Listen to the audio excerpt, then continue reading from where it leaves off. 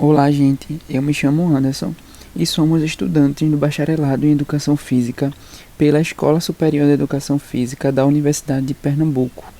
Estamos aqui para apresentar o artigo que tem como título O efeito da interferência contextual em idosos.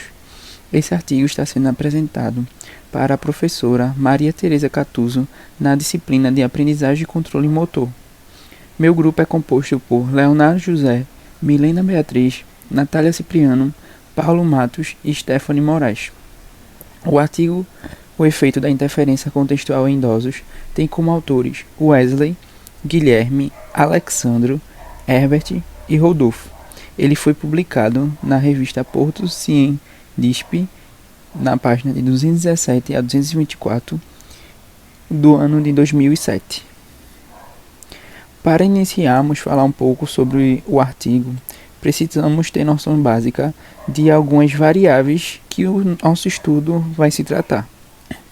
A primeira variável que podemos abordar é a interferência contextual, que esse termo ele vai se referir justamente ao impacto que a ordem da execução de diferentes habilidades motoras vai ter sobre a aprendizagem e também sobre a retenção dessas habilidades. Vai ser de acordo com a maneira que vai ser organizada a prática, seja ela de forma aleatória ou também em blocos, podendo afetar o quão bem aprendemos e lembramos dessas habilidades.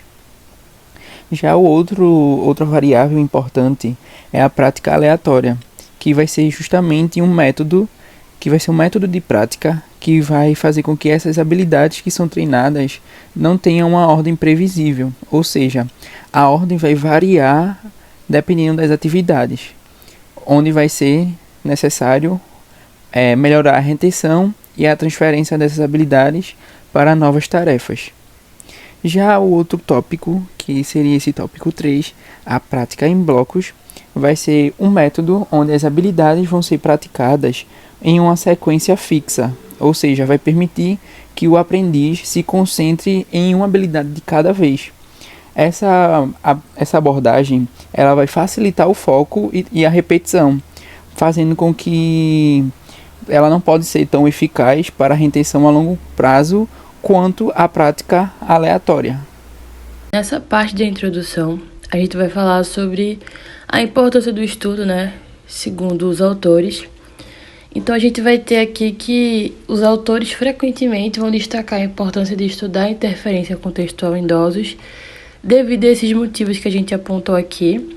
Então, a gente vai ter a interferência contextual em idosos é crucial, porque vai se referir à influência do ambiente circundante no desempenho cognitivo e motor dos idosos. Então, mudanças no ambiente, distrações externas e variações contextuais podem impactar negativamente a capacidade dos idosos de processar informações e executar tarefas com eficiência. A gente tem também déficits do processamento afetam a aprendizagem motora em idosos. Então, com a avançada idade, os idosos podem experimentar déficits no processamento cognitivo, sensorial e motor, o que pode afetar sua capacidade de aprender e executar novas habilidades motoras. Então, esses déficits podem dificultar a adaptação a novas situações e desafios, tornando a aprendizagem motora um pouco mais desafiadora. A gente vai ter a estruturação da prática, pode beneficiar a aprendizagem, no caso, Essa estruturação adequada da prática de atividades motores e cognitivas pode ser benéfica para idosos, ajudando a otimizar a aprendizagem e a retenção de habilidades. Então, a organização de tarefas, a repetição do feedback adequado e a criação de ambientes de aprendizagem favoráveis podem melhorar a eficácia do processo de aprendizagem em idosos. Outro tópico que a gente tem aqui é o desenvolvimento de intervenções para melhorar a vida e autonomia dos idosos. Então, a criação de intervenções e programas específicos para idosos pode contribuir significativamente para melhorar sua qualidade de vida, bem-estar e autonomia. Então, essas intervenções podem incluir atividades físicas, cognitivas, sociais e emocionais que visam promover a saúde, o bem-estar mental e a independência dos idosos. A gente vai ter também adaptações necessárias em programas de treinamento físico e motor, no caso, né? Esses programas de treinamento físico e motor são destinados aos idosos, devem ser adaptados para atender às necessidades e limitações dessa população. Então é importante considerar a saúde, condições físicas, habilidades motoras e preferências individuais desses idosos ao desenvolver e implementar programas de exercícios e treinamento adequados para promover a saúde e o condicionamento físico. Por último, a gente vai ter a consideração das particularidades dos idosos, né? Essas particularidades, como as mudanças físicas, cognitivas e emocionais associadas ao envelhecimento, devem ser levadas em conta ao planejar intervenções, programas de treinamento e estratégias de aprendizagem. A individualidade de cada idoso deve ser considerada para garantir que as abordagens sejam personalizadas e eficazes, promovendo assim resultados positivos em termos de saúde, bem-estar e qualidade de vida. Então, ao estudar profundamente o efeito de interferência contextual em idosos, não apenas contribuímos para o conhecimento científico, mas também abrimos caminho para intervenções práticas e políticas que promovem um envelhecimento ativo, saudável e sustentável. Então, esse entendimento é essencial para enfrentar os desafios sociais e de saúde que acompanham o aumento da expectativa de vida globalmente. A gente vai ter aqui também o tópico de pontos fortes, né, dessa revisão de literatura.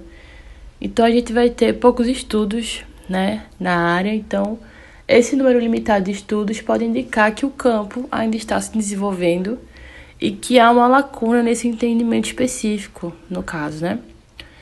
A gente vai ter práticas aleatórias e aprendizagem motora em idosos.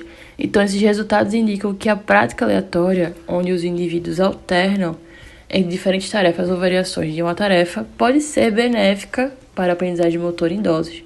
Isso sugere que a prática variada pode ajudar os idosos a melhorar as suas habilidades motoras.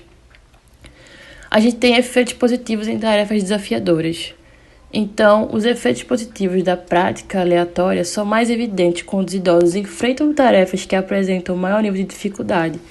Isso pode ser porque a prática aleatória ajuda a preparar melhor o cérebro para lidar com desafios complexos, promovendo uma adaptação mais eficiente. A gente tem a complexidade da tarefa, né, que a eficácia da prática aleatória pode ser influenciada pela complexidade da tarefa em questão. Então, tarefas mais complexas podem exigir mais variação e desafio para que os benefícios da prática aleatória sejam plenamente realizados. E tem a manipulação de parâmetros durante a prática. A forma como esses parâmetros são manipulados durante a prática, como a frequência e a ordem das tarefas, é crucial para observar o impacto da prática aleatória. Isso indica que o modo como as tarefas são estruturadas e apresentadas pode ter um efeito significativo nos resultados de aprendizagem. A gente vai ter também o objetivo do estudo, né? O objetivo desse estudo é investigar como diferentes tipos de interferência contextual influenciam o desempenho cognitivo dos idosos. Então, a gente pode identificar os principais tipos de interferência contextual, a gente pode avaliar como esses fatores impactam habilidades cognitivas específicas, como memória, atenção e raciocínio, pode propor estratégias para minimizar os efeitos negativos da interferência contextual na cognição dos idosos, visando melhorar a sua qualidade de vida e promover o envelhecimento saudável, no caso, né? Então, esse estudo vai contribuir para o corpo de conhecimento sobre o envelhecimento cognitivo e informará práticas e políticas que beneficiem a população idosa em diversos contextos. Então, a gente vai ter os tópicos como investigação do efeito da interferência contextual na aprendizagem de tarefas de posicionamento manual em idosos. Então, a gente vai ter a interferência contextual se referindo ao impacto que diferentes contextos de prática podem ter na aprendizagem de uma tarefa. Então, em idosos, estudar o efeito de interferência contextual na aprendizagem da tarefa de posicionamento manual vai envolver entender como a variação e a complexidade do contexto influenciam a eficácia da aprendizagem. Tarefas de posicionamento manual podem incluir atividades como manipulação de objetos ou a realização de movimentos precisos com as mãos. Então, a gente pode ter um objetivo da investigação, que é avaliar como a prática em diferentes contextos, por exemplo, alternando em diferentes tipos de tarefas ou variações, afeta a capacidade dos idosos de promover e executar essas tarefas em precisão. E a importância, que é compreender isso, pode revelar se a prática variada, que é o contexto mais dinâmico, é mais eficaz que a prática constante, que é o contexto mais estático, na melhoria das habilidades motoras dos idosos. A gente vai ter avaliações dos métodos da prática, aleatória em blocos. Então, a prática aleatória e a prática em blocos são mais 2 métodos distintos de ensino e treinamento que podem influenciar a aprendizagem motora de maneiras diferentes. Então, a gente vai ter a prática aleatória, que envolve a alternância entre diferentes tarefas ou variações durante a prática. Isso pode promover uma melhor capacidade de adaptação e generalização das habilidades aprendidas em idosos. A prática aleatória pode ajudar a criar um contexto mais complexo que simula melhor as condições reais, potencialmente levando a uma aprendizagem mais robusta. E a em blocos consiste em praticar uma única tarefa repetidamente antes de passar para outra tarefa. Esse método pode ser mais simples e menos exigente cognitivamente, mas pode não promover tanto a adaptabilidade quanto a prática aleatória. Em idosos, pode ser mais fácil de implementar e entender, mas não pode oferecer o mesmo nível de transferência para novas situações.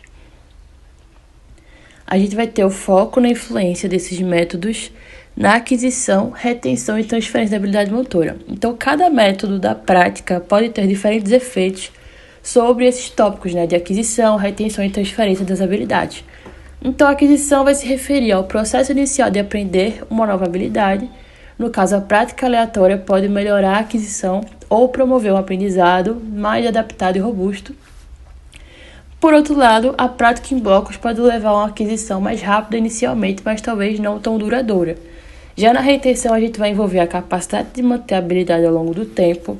A prática aleatória pode melhorar a retenção devido ao aumento da variabilidade e à necessidade de adaptação. E a prática em blocos pode não ser tão eficaz para a retenção a longo prazo, mas pode não preparar o cérebro para lidar com diferentes contextos. Na transferência, vai se referir à habilidade de aplicar o que foi aprendido a novas situações. A prática aleatória pode geralmente promover melhor a transferência, pois simula melhor as condições variáveis do mundo real. A prática em blocos pode ser menos eficaz em promover transferência se as condições da prática não refletirem a variabilidade real do ambiente. E a gente vai ter o objetivo de entender as estratégias de ensino mais eficazes para idosos saudáveis, no caso, Então, a gente vai ter o principal objetivo é criar métodos de ensinamento que sejam não apenas eficazes na melhoria das habilidades motoras, mas também adequados e sustentáveis para os idosos saudáveis. Então, a gente vai ter estratégia de ensino, que vai ter como base as descobertas sobre a prática aleatória e em blocos. O objetivo seria desenvolver estratégias que maximizem essa aquisição. Na retenção, a transferência de habilidades motoras em idosos, isso pode promover e envolver a combinação de métodos, adaptando a prática aleatória para atender às necessidades específicas dos idosos ou modificando a prática em blocos, pode incluir elementos com variabilidade. E a gente vai ter também implementação na prática, que é desenhar programas de treinamento que levem em consideração as capacidades cognitivas e físicas dos idosos, garantindo que as estratégias de ensino sejam desafiadoras, mas ainda acessíveis e seguras. Isso pode envolver a criação de atividades motoras que sejam variadas e adaptáveis, proporcionando um equilíbrio entre complexidade e suporte. Bom, já no material, ingressando na perspectiva de critérios de inclusão e de exclusão, a pesquisa é feita com 48 idosos, sendo homens e mulheres de 66 anos. O critério de inclusão ele conta com participantes de um programa de atividade física da Escola de Educação Física, Fisioterapia e Terapia Ocupacional. Num critério de exclusão, os idosos eles não podem ter nenhuma patologia relatada e nenhum contato prévio com a tarefa experimental que será utilizada. E aí, quando a gente fala de equipamento utilizado, a plataforma com recipientes A, B e C é projetada para a execução da tarefa experimental, que são compostas por 3 recipientes, onde as bolas de tênis são posicionadas. A central de controle é um dispositivo crucial que monitoriza o desempenho dos participantes e coleta dados em tempo real. Ele permite o registro das atividades. E aí o conjunto de diodos são usados como estímulos visuais e esses conjuntos eles sinalizam o início da tarefa. Com isso, garante que todos os participantes comecem a tarefa no mesmo tempo e sob as mesmas condições, né? Nenhum começa à frente com o outro. Esse aparelho ele permite que justamente isso aconteça, do tempo de todos serem iguaizinhos.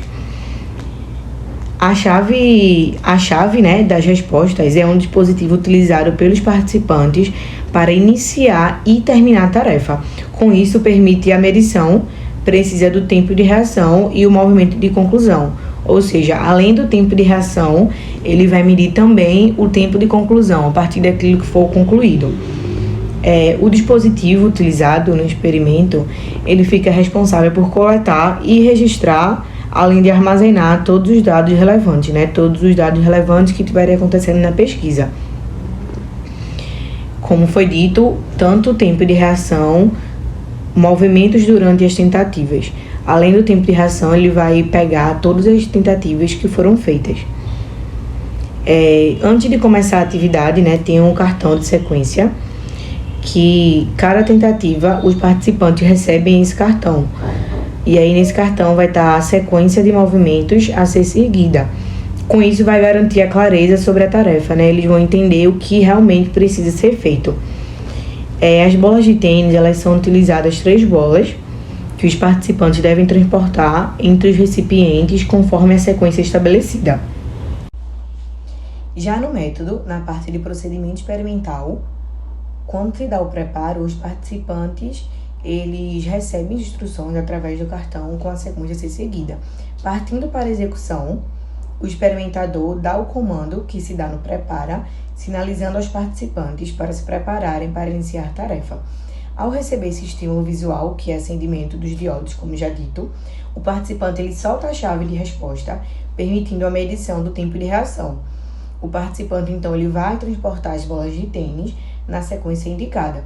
Isso tudo será utilizando a mão dominante e dentro, né, do tempo-alvo especificado. Aí, após ele completar o transporte das bolas, esse participante ele vai pressionar novamente a chave para registrar também o movimento e concluir a tentativa. E aí a gente vai seguir para os grupos experimentais, tá? A divisão que se dá no grupo AA, que é a prática aleatória em ambas as fases de aquisição e retenção, permitindo o estudo do impacto dessa abordagem na retenção de habilidades. Já no grupo AB, os participantes eles praticam de forma aleatória durante a fase de aquisição, enquanto a fase de retenção é realizada em blocos. Isso vai ajudar a compreender, né, ajudar a comparar os efeitos dessas diferentes estratégias de prática. No grupo BB,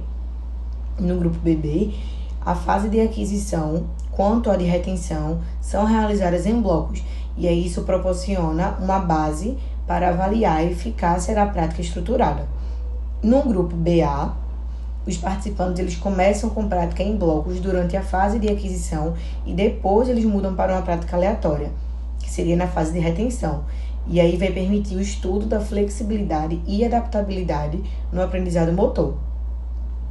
E aí a gente tem as fases do experimento, que é a aquisição, que durante a fase da aquisição, cada grupo realiza 45 tentativas em 3 diferentes sequências de movimento. Seria AB, CB, AB e CA. E aí com o tempo-alvo de 3.500 ms. Isso vai possibilitar que os participantes se familiarizem com a tarefa, ajustando as suas habilidades conforme necessário. Na transferência 1, que são realizadas 3 minutos após a fase de aquisição, a gente vai ter a fase de aquisição e 3 minutos depois essa fase de transferência. Aí essa etapa ela envolve 12 tentativas de uma nova sequência, C, A e B, sem fornecer feedback aos participantes. Eles não vão ter esse feedback e aí vai permitir que aconteça a avaliação de transferência de habilidades para uma nova tarefa, que no caso da transferência 2 é executar a 3 minutos a T1, ou seja, T1 após a aquisição, a T2 3 minutos após a transferência 1. Nessa transferência 2, apresenta uma sequência mais complexa, que vai ser CA, B e A, e um tempo-alvo maior. Continua na perspectiva de não utilizar o feedback, continua sem feedback. Essa etapa ela é crítica para medir a adaptabilidade e a retenção das habilidades motoras em condições mais desafiadoras. E aí, na última parte, na fase de retenção, consiste em 12 tentativas das mesmas sequências da fase de aquisição, A, B, C, CB, AB e CA. Continua sem feedback e essa fase ela é essencial para entender como as habilidades adquiridas são mantidas ao longo do tempo. Então, gente, agora eu vou falar sobre os resultados. O estudo mostra que o grupo que praticou de forma aleatória, que foi o A, teve maior variabilidade durante a fase de aquisição, mas mostrou maior precisão no primeiro bloco de teste de retenção em comparação a um dos grupos que praticou em blocos. Isso sugere que a prática aleatória pode sim melhorar a retenção de habilidades motoras, especialmente em tarefas mais desafiadoras. No entanto, a interferência contextual não foi consistentemente observada em todos os testes, onde a prática aleatória foi mais eficaz em tarefas mais difíceis, mas os benefícios não foram universais. Como foi dito anteriormente no artigo, os resultados do estudo mostraram que o efeito da interferência contextual, que no caso é o E e C, em idosos não foi consistente em todos os contextos, mas houve evidências de que a prática aleatória poderia melhorar, sim, o desempenho em tarefas mais difíceis durante a fase de retenção. Com isso, a gente pode concluir que o E e C é um fenômeno complexo em idosos e que exige mais pesquisas para entender plenamente como a estrutura da prática impacta na aprendizagem motora nessa população. Então, pessoal, eu sou Paulo Matos e eu vou apresentar para vocês as nossas considerações finais, tá? E primeiramente eu gostaria de começar destacando a relação entre o objetivo do artigo e relacionar ao conteúdo que foi visto em sala de aula, tá? Então, como a gente pode observar, o artigo ele buscou investigar o efeito da interferência contextual em idosos, né? E para isso foi realizado todo um programa de aprendizagem para a aquisição da habilidade motora. Só que, para esse processo ser avaliado, foi utilizado métodos de medição da aprendizagem, né, que são realizados testes, e como apresentado no artigo e também visto em sala de aula, foi utilizado o método de retenção, que é quando o indivíduo ele integraliza a ação dele na memória, e ele acaba conseguindo repetir a ação novamente, e de transferência, que é quando essa memória ela torna-se generalizada e ele vai conseguir replicar isso em uma ação semelhante à que ele aprendeu, tá? Então ocorre essa generalização aí da memória, tá? E podemos ver todo esse conteúdo, né, nas aulas das fases de aprendizagem e eu quero destacar e especificar aqui as medidas da aprendizagem, porque sem esses métodos, sem esses testes de retenção e transferência serem realizados, a gente não consegue observar, né, aí uma progressão e coletar os dados, tá? Como foi visto no artigo, né, da aprendizagem. Tá? E com isso a gente pode concluir algumas coisas, tá? Principalmente como eu destaquei aqui, a extrema importância da individualidade de cada praticante, né? Então nós como profissionais observamos isso em que o profissional na sua intervenção ele deve considerar a individualidade de cada praticante, né? Seja a idade, caso seja crianças, adultos jovem ou adulto na terceira idade, como nós vimos no artigo, né? Idosos, onde uns não possuíam algumas limitações, já outros possuíam mal de Alzheimer, né?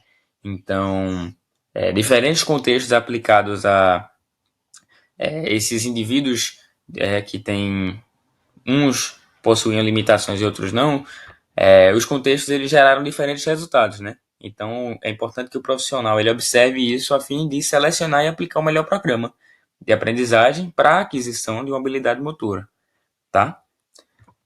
E com isso nós propomos um programa de aprendizagem de habilidade motora para crianças de 6 a 10 anos, tá? Que tem o objetivo de desenvolver habilidades motoras em crianças utilizando a interferência contextual para melhor retenção e transferência de habilidades, tá? Então a estrutura do programa ela vem aqui embasada na duração de 8 semanas, uma frequência de 2 vezes por semana, e a duração dessas sessões será de 90 minutos, tá? E aí nós teremos sessão prática, né, num total de 40 minutos, onde será a prática em blocos de 10 minutos, as práticas aleatórias de 15 minutos e a prática serial em 15 minutos. Tá? Aí as nossas atividades, que serão realizadas em 30 minutos, serão duas: caça ao tesouro com bolas, né, que as crianças vão encontrar e lançar bolas, e bola ao alvo, né, lançar as bolas para alvos de diferentes tamanhos e distâncias, né, aplicando em diferentes contextos, né, tornando-se mais difícil, mais fácil, mais tecnicista ou não. Tá? E para isso haverá uma avaliação semanal e um teste final prático para verificar aí, né, essa transferência e a retenção da aquisição da habilidade. E aqui alguns materiais que seriam necessários, né, bolas de diferentes tamanhos e pesos, né, como eu disse, dificultando, facilitando, né, enfim, cones para marcar as distâncias e os alvos, né, e além de um espaço amplo aí para uma prática segura. Né? E aí temos alguns benefícios esperados, que é o desenvolvimento dessas habilidades motoras, né? Do manuseio, do arremesso, da força e tudo mais, e uma maior retenção e adaptação das habilidades, né? Além de, obviamente, a gente conseguir sintetizar tudo isso com uma atividade lúdica para as crianças. Então, essas foram as nossas considerações finais sobre o artigo, né? E sobre os assuntos que nós podemos e que estudamos, né, durante o semestre.